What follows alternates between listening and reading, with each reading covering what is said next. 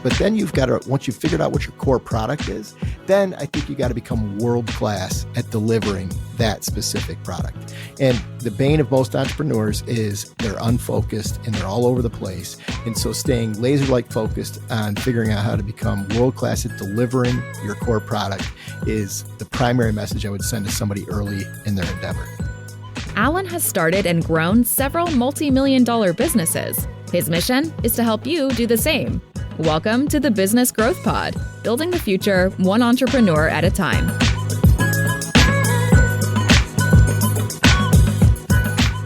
Hey everyone, and welcome to the Business Growth Pod. I'm your host, Alan Draper. I am very excited for our guest today. Today I would like to welcome to the show Mike McFall. Mike is the co-founder and co-CEO of BIGGBY Coffee, one of the fastest growing coffee franchises in the United States. Mike is the author of Grind, which was published in 2019, and Grow, which was published this year, just recently released. These are the first two books in a 3-book series, which offer practical advice for entrepreneurs looking to turn their business concepts into successful ventures. Welcome to the show, Mike. Glad to have you. Thanks, Alan. Thanks for the opportunity. I appreciate it. So, I'm kind of in a place in my career where I'm thinking about writing a book. I'm so busy. I'm trying to just kind of put that on a priority list. What was it that kind of just was nagging at you to the point where you're like, hey, I'm not just going to write one book. I'm going to write a series of 3 books. Well, it's a long story. I'll make it very brief. This project started professor at Michigan State University, and we set out to write the book. That relationship fizzled. I was kind of left with the project in my lap, and I realized that the project was enormous. And so I broke it up into 3 books as opposed to writing 1 book. I think at the end of the day, it gave me more focus and ultimately made the project, I think, better. So with startup entrepreneurs in mind, folks that are they're thinking about pulling the trigger, or they're in their first or maybe even second year. What is it about Grind? What are a couple of things from Grind that they absolutely have to know? Well, one, I think you have to identify what your core product is. And, that seems simple, but I think a lot of people are off the mark on that. And I can use my company as an example. We started in the gourmet coffee business, in the cafe space, and we were like everybody else. We were sort of this Italianized version of a cafe, meaning we were traditional in our products, cappuccinos, lattes, campanas, macchiatos, so on and so forth. We quickly realized that everybody was buying flavored lattes. They were buying the lattes with chocolate and whipped cream and caramel and sprinkles on top.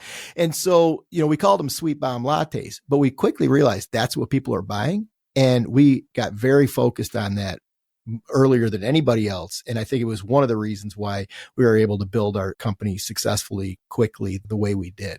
So the other thing is, but then you've got to, once you've figured out what your core product is, then I think you got to become world-class at delivering that specific product. And the bane of most entrepreneurs is they're unfocused and they're all over the place. And so staying laser-like focused on figuring out how to become world-class at delivering your core product is the primary message I would send to somebody early in their endeavor. Yeah, I love that idea. This concept of figuring out your core product. I quote this, I did in Jim Collins' book, Good to Great, talks about a hedgehog concept. And I've mentioned it many times on the show before. And it's basically, if you can picture 3 circles, and in the middle of these 3 circles is your hedgehog concept, or you refer to it as your core product. And those 3 circles are: 1, what is something that you are very passionate about? 2, what drives your economic engine? And 3, what is something that you can be the best in the world at? And it's funny because you kind of mentioned 2 of those 3 things. Now it kind of begs the question, right? So with BIGGBY, you guys sounds like you were quasi testing the market. At least you were paying attention to the market, what was going on, and you adapted to it.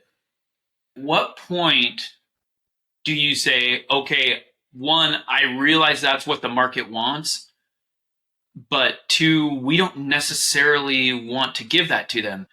That's not what we're doing. What if you run into that, Mike, as a company? You run into that scenario where you're like, hey, we have a mission and our mission is different than what the market wants. What is somebody to do there?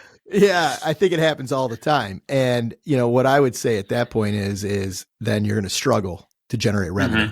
And revenue generation is the number one hurdle that any entrepreneur faces when they start up, is generating the customers, generating the revenue. And if the marketplace doesn't want to buy it, you're just in for one long, slow slog that most people aren't going to, get through. Yeah. I see this a lot with what I would call like a hobby type business, where it's somebody thinks there's, they have a hobby or they enjoy doing something. And then they say, or their friends tell them, or their family tells them, hey, you should turn this into a business. And, let's say they're really good at making cakes, or I'm really getting into fly fishing. And let's say I become a really good fly fisherman. And, people say, oh, you should open a fly shop or become a guide. And it's like, there's a couple of issues there. One is I don't know how to make that marketable. I don't know how to make a business out of that. And I own a lot of really boring businesses, Mike. So, we were talking pre-show. I own a pest control company. That's my largest business. It's in 8 states. I have 10 different locations. It's from, Long Island, New York to Reno, Nevada. And we do very well. And it surprises a lot of people. But then there are people that have like a restaurant, which restaurants are very difficult to do well with. And so I think a lot of times people, they try to combine, we talked about the hedgehog concept, this circle in the Venn diagram, something they're passionate about. Now, I think where people can miss the boat a little bit is it doesn't have to be the exact thing, right? I'm passionate about pest control. I love the industry. There's a lot of things that I really like about it. I'm not necessarily, I call myself a bug guy, but I'm not necessarily the bug guy. So if someone's trying to think of a concept, Mike, they have some skills, they have some talents. What is something that you would recommend that they do to kind of test the commercial viability of the idea and whether they can really scale it? You talk a lot. We're going to get to your new book, Grow, which was just released, I think, early June, right? First or second week of June. And in there, you talk a lot about, you throw around the number $100 million, building a company to $100 million. How does somebody kind of test their ideas before they pull the trigger? You can't. I teach a class here at the University of Michigan in entrepreneurship, and it's one of the things that the guy I co-teach with and I talk about. People will come up to us all the time and say, hey, what do you think about this idea? What do you think about that idea? Well, I'm a subset data point of 1. And the only way you can test your idea is to get it in the marketplace and see if people are willing to actually pull out their wallet and buy the product. And people don't tell you the truth. They'll tell you it's a great idea. They don't want to have the difficult conversation with you. If they don't like it, people won't tell you they don't like it for the most part. And so the only way you know is if somebody will pull out their wallet and, pull the credit card out and put it in the machine and buy it. That's the only way you know. And so it's difficult. And I know everybody wants the security around a prediction on a product and whether a product's going to work. And, it's very, very difficult. And I think, frankly, impossible especially if you're if you're starting a new, you've got a brand new idea. Now, if you're going into, there's a lot of businesses out there that you just enter a marketplace and you have some competitive advantage in terms of how you execute and so on. Well, that's different, right? You can, like the coffee business today, we got a pretty good idea. Most people have a pretty good idea that the consumer is going to buy some coffee, right? And there's some nuance in terms of how you do it, where you put it, and product, and so on and so forth. But I think that question is a very, very difficult question to answer. I love your answer, though. I'm an entrepreneur at heart, and I think that today's entrepreneurs are like, 1860s, Wild Wild West people or whatever, the gunslingers, right? They're the people that were out on the front lines. They were exploring new frontiers and whatever. And a lot of entrepreneurs, they want the safety net. They want all the details. And that's interesting that you teach a class about entrepreneurship because I feel like, I mean, it's clear that you're an entrepreneur first, because I feel like the textbook answer would be develop a business plan, test the market for a year. You know what I mean? Like, yeah, no. go through this process. I've got a great story about that. There's a gentleman in town who's a venture capitalist and quite successful at it. And he was telling me business plan. He doesn't even look at business plans. He doesn't even care. What he wants is a 1-sheet piece of paper that tells him how you're going to move product. How are you going to sell the product? And that's all he looks at, is because if you can tell me how you're going to generate revenue, then I'm interested. And if I believe in how you're telling me that you're going to generate revenue, then I'm interested. I don't care about anything else, right? I don't care about it. It's business plans are people put so much weight into them, right? And typically they're built for bankers and so on. I mean, all bankers need is they need something to stuff their file with to show that they did a little bit of work around the fact that they looked at the business. That's all they're for. And so what we focus on is get your product in the marketplace and see if people are willing to buy it. If they're willing to buy it, then you move forward and then you learn, because then you see what people are buying, you see their behaviors, you see how they respond to the product after it's in the marketplace, and then you can iterate and then you can improve it and move forward. I think this is a great point, Mike. So the flexibility, the reassurance, the kind of safety net or whatever you're looking for, that backup should be in your ability to adapt to the marketplace. It should be in this, hey, this is what we're going to try, and we're going to get feedback and we're going to test it. And the interesting thing about this, Mike, is that this isn't just for startup entrepreneurs. This isn't just for somebody launching a brand new idea, of which I think there are very, very few, which, just something like that has never been created before. I think everybody has a competitor on some level. I think, if you mix two ideas, you're going to come up with whatever this third idea is that someone's claiming is new. But I think this principle applies also to us as seasoned entrepreneurs or people that have been in it a few years that are trying a new line of products, or they're going to add a department, or they're going to integrate vertically or whatever. I think there's a way that this same principle applies where it's like, hey, you should find comfort in the idea, not that you're going to knock it out with the first swing. I look at it as me like just stepping into a Major League Baseball game. I guarantee you that my first swing is not going out of the park if it even gets close to the baseball at all. But then I kind of adapt and change. And it's so important for entrepreneurs to know that. And I think the biggest reason why it's important is so that they actually pull the trigger. For people that just wait, it's like, you're not going to learn, you're not going to grow, you're not going to see if it works, you're never going to know. And, that's such an interesting issue. I wanted to change course here because you talked about something that's near and dear to my heart. And I think a lot of entrepreneurs suffer from this. And that's kind of the shiny object syndrome. You mentioned, and I know you talk about this in Grow also, this idea that in order to be hyper successful, you have to put everything that you've got into one idea, as opposed to, doing things, 4 or 5 things at once. Let's talk more about that. Yeah, I think it's absolutely critical. And if I'm in front of a group and they ask me, hey, Mike, give me one word in terms of how you've been able to get the company to where it is today, my answer is always focus. My business partner and I, Bob Fish, we woke up every single day for 20 plus years focused on selling one more cup of coffee tomorrow than we did today. 20 years. And here's what entrepreneurs do. They get involved in a little bit of real estate, and then they, invest in a franchise, and then they do. And you are not, if you aren't giving 100% of your focus to your business and maximizing your productivity in that business every single day, it will always be middling. It'll always be middling. So we started, and I entered our company as a barista. We were selling the first store. We had one store at that time. And we were selling under 300 cups of coffee a day. In fact, I remember the day we crossed 300 because I called Bob at midnight after we closed. I was like, we did it. We did. I think we sold 313 products or cups of coffee that day.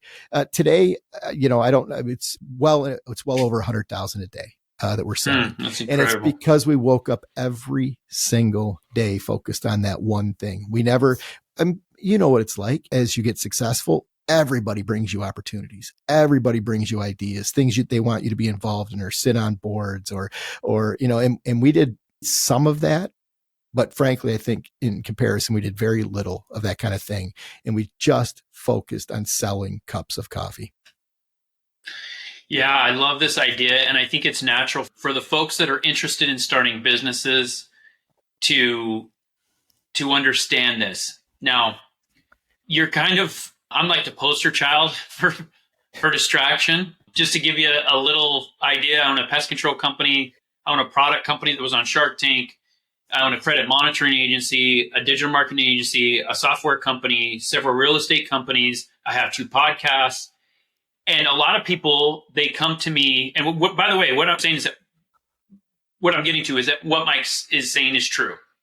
I have a lot of people that come to me and they're like, hey, Allan, I kind of want to be like you. I kind of want to have, some different stuff and invest in a bunch of different things. And I think for me, what worked, Mike, and now I don't have a single company that does 100 million in revenue. So I cannot speak to that. That you're on the podium alone for that. But I hyper focused for a certain number of years until my companies could not just sustain themselves without me, but could grow without me. But what you're saying is true, especially to the effect that when my very first, outside of real estate, my very first company was pest control. I actually moved from Phoenix, Arizona. I was practicing law, moved to Detroit with my young family, and our first branch was opened in Farmington Hills, Michigan. And I spent several years where that was the only thing I did. I didn't think about anything else, professionally speaking. I didn't think about anything else, me and my partner, my brother. And then I kind of branched off a few years ago and started doing some other things. Had I not done that, there's no way that my company would be where it is today. Had I not branched off, it would be further down the road. Exactly what Mike's saying. Although I live a different set of ideas, I don't disagree with you, Mike. Well, so much of that is what you're trying to get out of a business too. So my end game, my moonshot, as we call it internally, is to own the Detroit Red Wings. Mm-hmm, mm-hmm. And for me to own the Detroit Red Wings, I have to be a billionaire. And I believe there's one way to become a billionaire, and that's to build one really, really big company. And so that's what I'm doing. Now, I don't want to, that's my answer to how it should work and so on. But I think what I heard you say, which I think is super important for people to understand, is that you stayed in it and focused on it until you had it to the point where you believed you could step away and do something else. And that is a critical moment. And I think it's okay to step away. There's nothing wrong with that, but you can't do that if your primary business is struggling.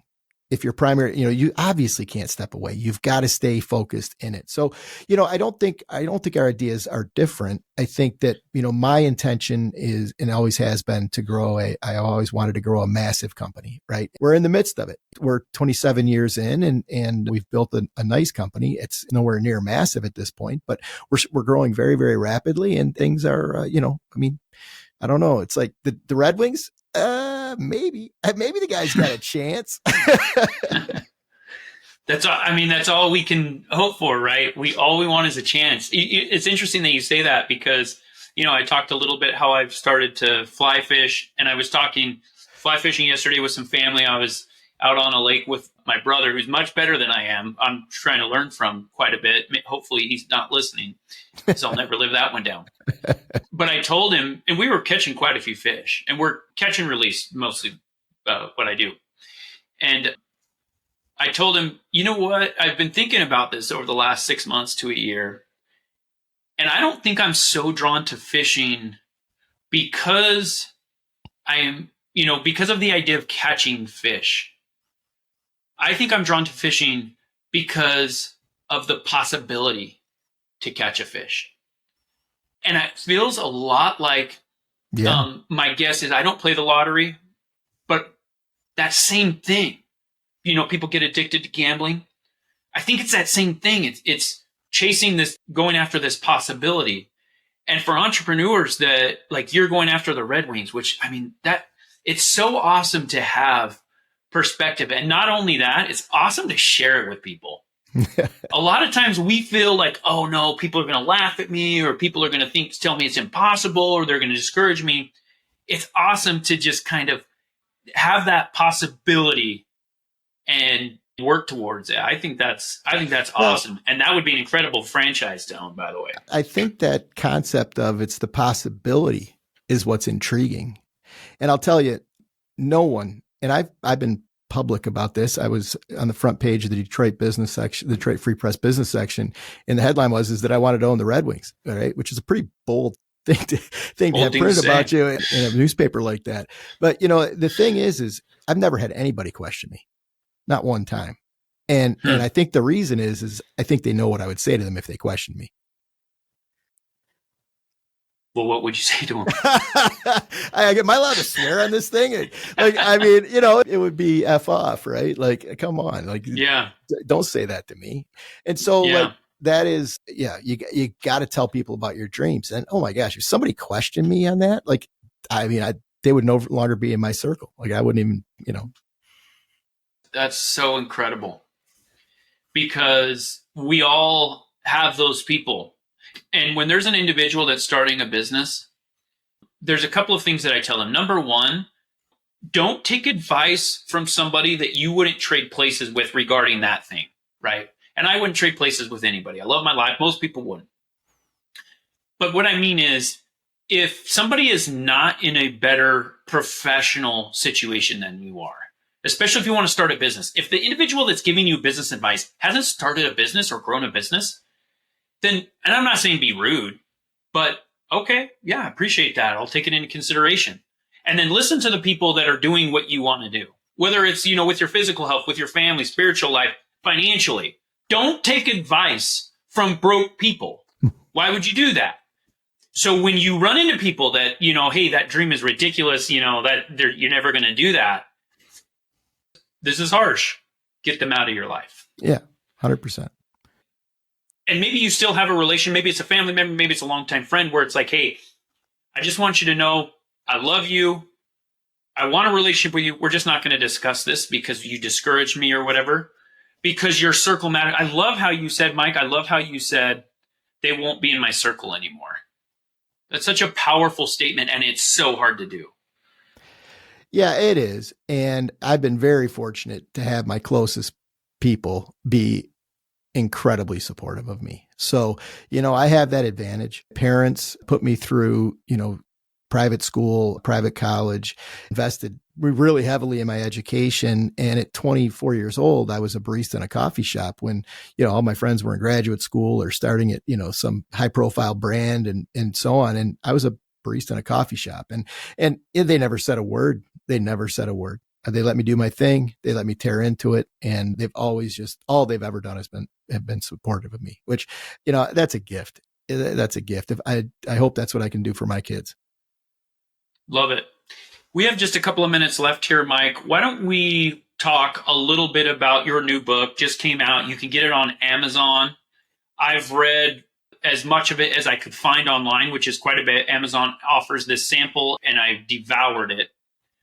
Let's talk about what's different between your first and second book. What does Grow kind of add to the narrative you're trying to get out there? Well, it's meant to be linear. And so Grind is for business startup. And from that moment you commit to a new business to your first day of positive cash flow. And then Grow picks up in that bootstrapping entrepreneurial phase where you probably have, you feel comfortable that you're going to be able to build a business around what you've started. And it takes you from that bootstrapping moment through to becoming a powerful leader in the organization. But then even more importantly, it transitions you into what I call irrelevance. And so that's the arc that I take you on. And, so much of what we learned that made us successful as entrepreneurs is all the stuff that gets in the way of becoming a powerful leader.